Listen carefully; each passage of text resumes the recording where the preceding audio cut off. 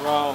That is his desire, for you to live life on low, for you to have a drained battery, for you to feel empty. And okay, like in basic Christian practical terms, what drains us? How do we get to a low life? How do we get to an empty place? Super simple. You guys understand reading the Bible and praying, and maybe you don't understand the revelation of exactly what that means, the benefits of it right now. The basics are this: you refill yourself by reading God's love letter to you daily, and by spending time with Him. The same way, like dudes, if you want to fall in love with a girl, what you got to do? Like, you know, you slide up in her DMs, like, hey girl, how you doing? Hey.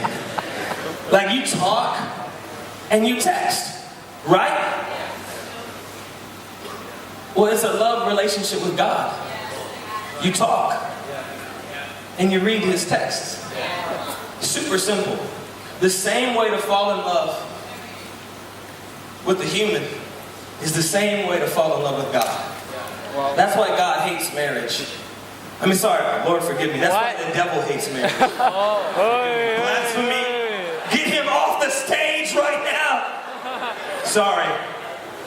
But no, Satan hates marriage because it's the human blueprint of what it means to be in a committed relationship with God. Wow. And so if he can destroy human relationships, he destroys your reference point for learning how to love God. So if you want to fall in love with God, if you want to fill yourself, you talk and you text with God. So then, in reverse, to be empty is to not be charged. Put up my little low battery slide on the screen. We all like raise your hand if you've ever had this moment. Like your battery's on red. Like, you feel me? Like some of y'all we hate this moment, right? Like this moment right here sucks. Would everybody agree? Yeah.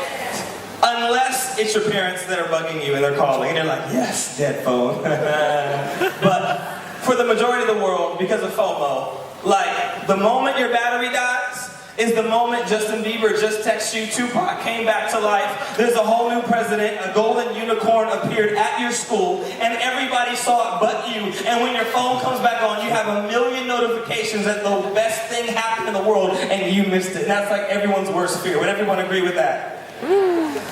So lack of daily charging, not spending time with God, not talking, not texting, that gets us empty. And then number two, having a wasted battery, where we just waste it on stuff, endless energy. And I love movies, I love games, I love TV, I love all that. I Netflix and chill with my wife all the time. It's all good, you know what I'm saying? Some of y'all are like, ugh, yes I do. We have 3 kids. It's awesome. Marriage and sex in marriage is amazing. It's freaking awesome. Feels good, and emotionally after you're done, you don't feel convicted. Yes, see, and y'all think it's so weird, but we need more people making sex look good in the context of God's definition of marriage. Let's be honest. That's right. Talk about sex like it's just the best thing.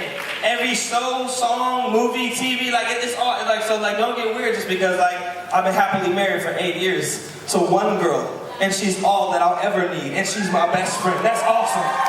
That's awesome. I got 3 cute little mocha latte babies, you feel me? But the point is, entertainment and people consuming our energy, draining our world, people that are not connected to God, it drains us. And we end up living life on low. And see, this is honestly the devil's greatest desire. Because when you're on low, you're in constant fear. When you're on low, there's no confidence. When you're on low, you feel powerless. When you're on low, you have that fear of losing connection at any moment. And guys, this happened to me last night.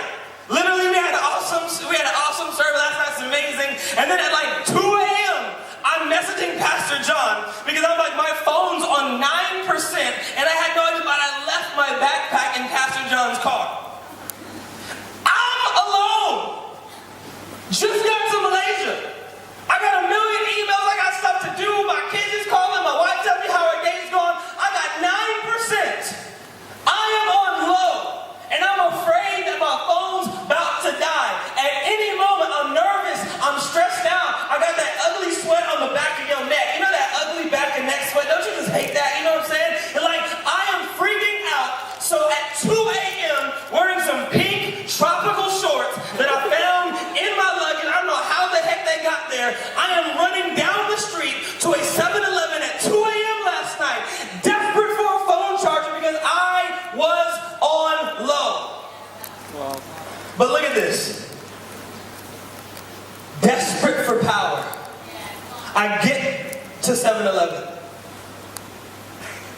Go to the front, sir, please. You got a phone charger? Like my phone. Battery's on low. I need a plug. And he reaches behind the counter. And it must have been like some dusty stuff. It must have been like the first iPhone lightning cable that was ever invented. You know when the plastic is yellow and it's got that layer of dust on top? You know what I'm saying? Like you go in that store, this is that random crap just in the back of the store, and he pulls out this bootleg, counterfeit, old chart. It's just white. Like it didn't even look real. You know what I'm saying? Like it didn't even feel, it didn't even, like I've seen fake stuff that was better quality than this. But watch this. I was so desperate. And my battery was so low, I happily paid a price for something that was counterfeit. Wow. Because I needed to be filled. Wow. And at that moment, I was willing to settle for anything. And this is what happens, guys. The devil wants you low. He wants you empty. Because then you will settle for anything. And you will pay any price, even if you know it's not real. Just because having something is better than having nothing. Some of your boyfriends right now is counterfeit. But because you're so desperate to be loved, young women, you'd rather have something dysfunctional than nothing at all because you think your identity is tied to some dude. And even though he'd be texting you and he'd be asking you to do stuff and take photos and stuff that you don't want to do and stuff that you don't feel comfortable with, you are happily paying a price for a counterfeit version of love because you are desperate. Why? Because you feel low. Boys, we do the same stuff. We will happily pledge our allegiance to a group of people that don't even care about us. Sell ourselves out for a pair of shoes. Make performance your identity, where your whole self-esteem is attached to some score on a piece of paper and not what Jesus Christ says about you.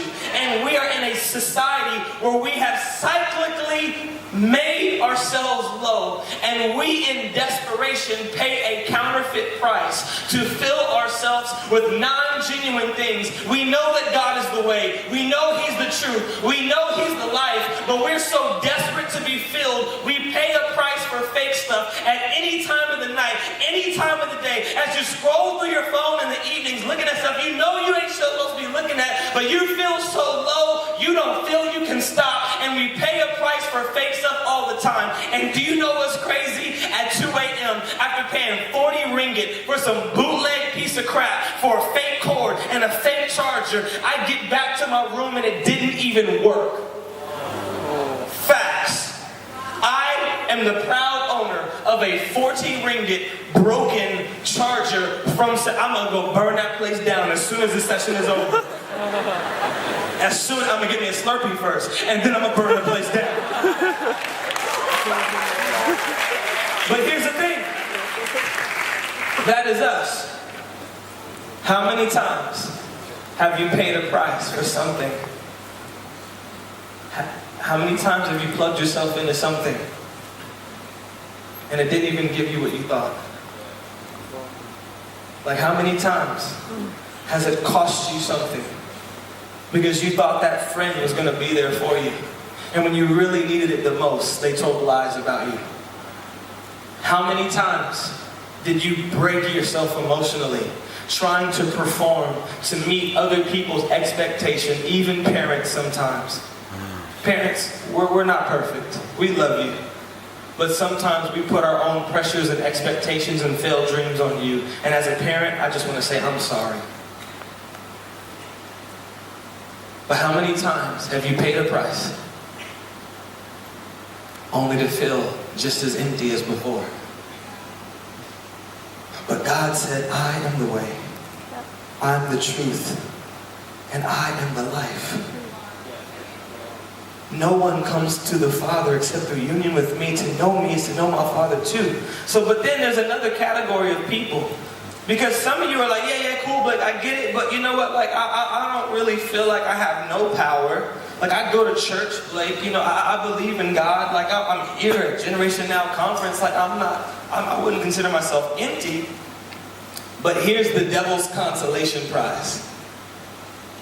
If he can't get you to live life on low, the devil will happily settle for you to stay on power save mode. Put the next slide up. See, power save mode if he can't keep Jesus away from you, if you happen to accept salvation and low or no power is not an option, power save mode is the devil's next best thing for every single one of you here. And I feel like there's so many of you here stuck on this mode. And God wants to wake up something inside of you. What is power save mode? See, power save mode is so dangerous. You know why? Because it gives you the illusion of functionality. But in reality, things are severely limited. Wow. Anyone who knows phones, you know what I'm talking about. It seems like the sweet power save mode, I'm good, I got extra hours, I'm good to go. But you already know there's things your phone can't do on power save mode. It looks okay. And we have mastered living life on this mode. What does power save mode looks like? Well, the first thing to go on power save mode is your brightness. Oh. Yeah. A bright life. Wow. That consumes a lot of energy. Wow. And I have met people, Pastor John, like legit, they screen be so dark, but they're just like, they mastered living life with a dark screen. Like they're just so good at squinting their eyes and just like doing their thing, and you will live life all day with your screen on the lowest brightness possible. Like there's not even enough pixels on the screen, but you just like it's like borderline bro, like you're blind and you just know how to use your phone. Like I can't even see what the heck you know, but you're like you are a master at living life on power save mode. And see, the devil knows that he can't take Jesus away from you, maybe, so at least he'll get you to live life with no brightness. Because remember, we're supposed to be the light of the world. So fine, if I can't take your light away, at least let me get your light low enough so that people lost in dark can't see you that well. Wow. See, turn the lights down in the room for me. I can see everybody pretty clearly right now. But it's hard Let there be light. in this moment. But let me just get a couple people, just turn your phone light on just in this second. I just want to show you something. See, look at this. Your phone light is the tiniest little thing in the world. And this is a large, we got about 1,000 people in this room right now. Woo. But here's the crazy thing. Some of you have decided to keep your light off or keep your light hidden because in a room this big, in a world this big, in a school as big as yours, in a family as big as yours, you have doubted the ability of your light. But look at this, guys. Your itty bitty tiny let your light shine. I can see the ceiling of this giant room now. Wow. Forget this multi-$1,000 system. Forget this LED screen behind me. This is a room full of tiny lights. But when a room full of tiny lights work together and let their light shine, you can light even the darkest of situations. And this is why the devil is so afraid of your light, that if he can't shut it off completely, he would rather keep it on low. Look, guys, I can see you again. Wow, come on. Not because of Generation Now and the building's light, but just because of a room full of people that decided to let their light shine before men. Yeah. Give yourselves a round of applause right now. Look at my reflective light, yo. You are the light of the world, and don't let your light be hidden. Come on. And don't let it be dimmed either. This is what God is so hungry for you to stop doubting yourself. But some of you think, oh, well, my light's too small, or my gift's too small, or I'm too young, well, I'm not good enough. But it's not about you. But when a room full of people catches on to the vision, and when everyone lets their little light shine, together you become a force that this generation cannot ignore. Together, when you let your light shine, no one can doubt it. This is what God is hungry for. It's for a room full of people that are bold enough to let their light shine in Malaysia. Asia. And when you work together, you guys are unstoppable. Come on. Awesome, you can turn your lights on because some of y'all scared of your low battery mode right now. Some of you are like, back to power save. But see, the first thing to go in power save mode is your brightness. The second thing to go is performance. There's certain games you can't play in power save mode. There's certain things you can't do. There's certain phones that won't even let you record video in power save mode because of how much energy it consumes.